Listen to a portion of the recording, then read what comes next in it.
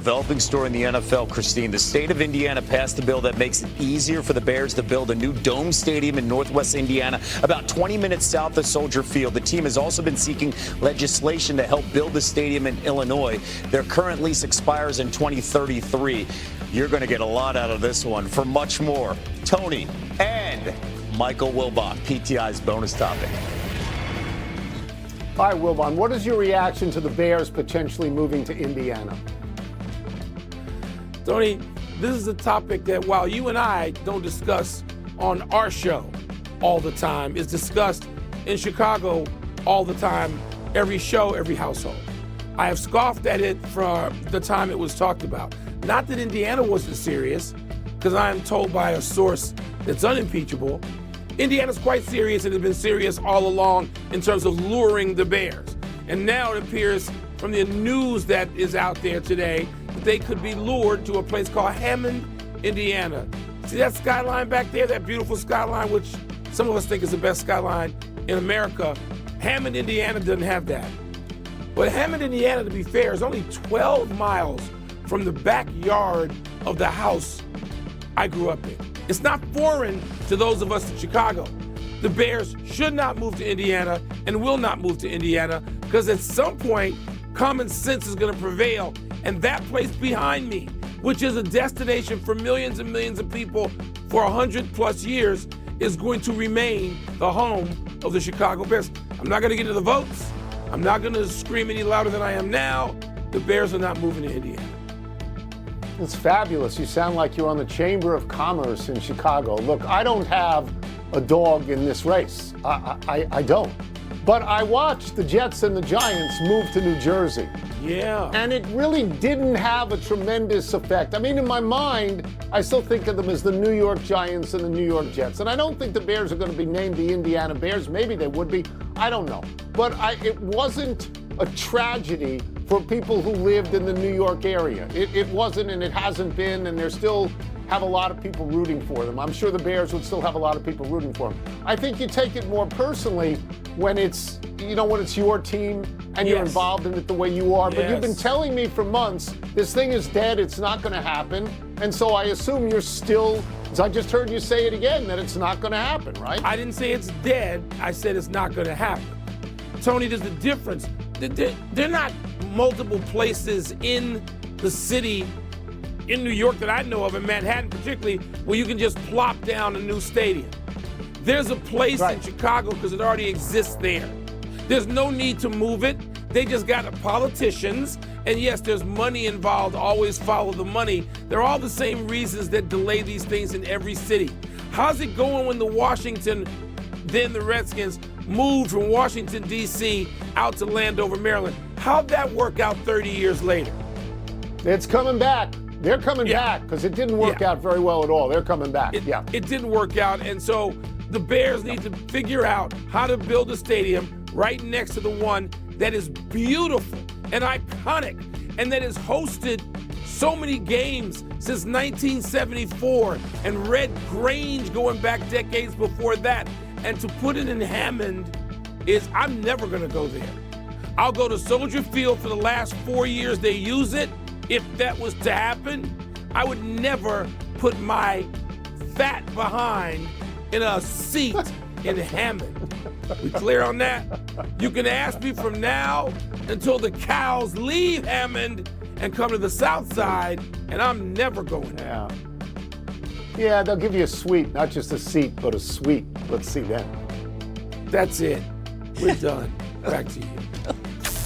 The fat behind in Hammond and the cows leaving Hammond, that was a very interesting visual. Joined now by our Bears reporter, Courtney Cronin. So, Courtney, what does today's bill mean for both the Bears and the state of Indiana? It's a significant step, and it's big news because for the Chicago Bears, they have tried to get a stadium built in the state of Illinois for several years now. They own that property in Arlington Heights, 326 acres, but because of all the things I won't bore you about, property tax certainty and things that mean a lot to a franchise that wants to invest $2 billion of its own money, but needs public infrastructure money to be able to finance this whole thing. Being able to have Indiana significantly advancing these conversations is a big step. But there's two things here. The statement from Indiana Governor Mike Braun makes it seem like this is a certainty, that it is a mutual partnership between the Bears and the state of Indiana. He said that Indiana is open for business. The Bears said basically slow your roll on that. This is not a guarantee right now. Passing of this State Bill 27, which was unanimous today in the state of Indiana, is a big step in the right direction. The Bears called it the most meaningful step in their stadium planning efforts to date, but it is not a certainty as of yet that they are going to be moving to Indiana. They have been trying to get a stadium built for years. And because of a lot of politics in the state of Illinois, they've decided to look elsewhere. I don't think anybody can blame them for that. But at this point, this is still the due diligence phase for the Chicago Bears in trying to figure out where that stadium is. This is all about leverage, and right now it feels like the Bears have that leverage. So the response on the other side, the state of Illinois will not go down without a fight. What are our legislators saying about this and keeping the Bears in their own state? Governor J.B. Pritzker was caught off guard by this. Why, you ask? Because there was a 3-hour meeting that took place in Springfield yesterday. Senior members from the governor's team and senior members from the Bears stadium planning team meeting to try to advance a bill. There's no name of the bill right now, but it's about property tax certainty, infrastructure, affordability to keep the Bears in Illinois. That happened yesterday. When this happened today, sources told me inside the governor's office that the governor felt like the rug was pulled out from underneath the state of Illinois because these were the most meaningful talks that they had had to date. There had been a lot of contentious rhetoric between the governor's office and the Bears. There have been a lot of leverage moving around, as you mentioned, Kevin. But they want to know, in Illinois, are the Bears still interested in staying here? That they've got to have some sort of guarantee from Chicago to be able to continue these conversations for a stadium, any talks of a stadium being built in Illinois and state funding to continue. It's great to actually have you in studio talking about this. I know this is in your wheelhouse covering the Bears. Courtney, thank you so much. Sports, and one of the big questions of the NFL offseason, what do the Eagles do with A.J. Brown? Philly's offense, they took a big step back last season, and Brown didn't seem to be happy. He'll be 29 when next season starts. Does the team move on from the 3-time Pro Bowler?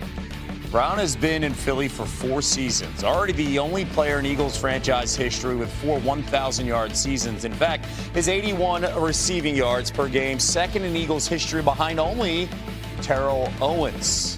Big question mark here for Howie Roseman here. NFL analyst Tim Hasselbeck joining us now. If the Eagles and Howie Roseman entertain trade offers for A.J. Brown, what team makes the most sense to go after him?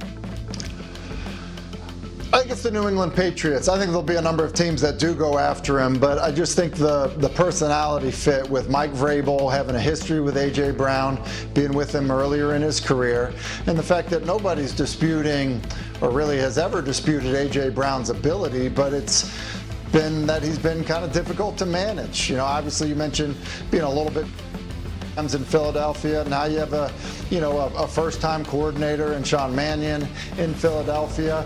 There might be a little bit of, uncertainty or fear that, that relationship may not work. So I do think, when you look at the relationship between Vrabel and A.J. Brown, and it's a need in New England, I do think that could make a lot of sense. Yeah, one of the lasting images of that playoff loss the last game is Nick Sirianni and A.J. Brown going back and forth, arguing on the sidelines. And by the way, the Patriots are currently tied with the Chiefs with the 3rd best odds to win the AFC. So that would help Drake May get over the hump and stretching the field. There are also some questions with some notable quarterbacks who could be on the open market this spring. Tim, take us through the best fit for each, starting with Kyler Murray, who's on the trade block. Yeah, and I think you said it right, Kevin, with could be, because obviously he's under contract. Arizona's looking for a trade partner. I just don't think that they're going to find one. So I do think Kyler ends up as a free agent, and when he's in the free agent market, I think the Jets end up being a good match. Aaron Glenn's on the hot seat. You need somebody that can come in and play at a starter level. Kyler started a bunch of games. He has had some success, and he's going to want to go somewhere where he's the anointed starter. The Jets make sense, I think, when you look at that, both for player and for team. I think when you look at Malik Willis, he's going to be the guy that's at the top of the free agent market. When you look at age, I think the upside that people see, and then also just the intangibles. That he's got a reputation in the league as an extremely hard worker, a guy that his teammates really relate well to. He's definitely shown some kind of resolve and grit throughout his career. I look at him as the Arizona Cardinals as a team that there. If they move on from Kyler Murray, I think building around Malik Willis makes sense. And then lastly, Daniel Jones was kind of an afterthought in free agency a year ago. Signs a deal, pays him like $14 million a year to compete. He wins the job in Indianapolis. I think returning there, even with the injury history, the torn Achilles, not exactly sure when he'll be back, but returning to Indy makes the most sense for the Colts and certainly would make a lot of sense for Daniel Jones. Well, last season, Jones and the Colts, they were fantastic, starting 8-2, and then they lost 7 straight. 4 of those coming after Jones tore his Achilles, and it changed everything for Indy. It's time for our daily YouTube segment, and our stacked NFL crew is back with a segment we're calling Quarterback